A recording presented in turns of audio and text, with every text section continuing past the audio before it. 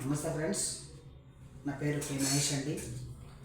ఈరోజు చాలామంది మనకు పెట్టుబడి అనేది దేంట్లో పెట్టాలి, ఎక్కడ పెట్టాలి అనే అపోహలో చాలామంది ఉంటున్నారు. అసలు పెట్టుబడి ఎందుకు పెట్టాలి? పెట్టుబడి అంటే ఏంటి? పెట్టుబడి అంటే ఏంటంటే మదుపు. పూర్వకాలంలో డబ్బును మదుపు చేసేవారు.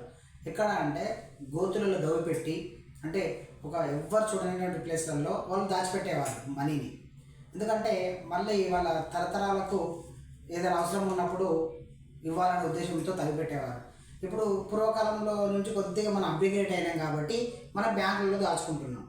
సో బ్యాంకులలో దాచుకుంటున్నప్పుడు మన మనీ బ్యాంకులలో దాచుకుంటే మనకి ఇంట్రెస్ట్ అనేది తక్కువ ఉంటుంది. అదేవిధంగా ఫిక్స్డ్ డిపాజిట్ చేస్తామనుకోండి, ఎఫ్డీస్, మీకు 9 to 10 years తర్వాత డబుల్ అవుతుంది. అదేవిధంగా ఒక కారు కొనుక్కుందాం అనుకోండి, కారు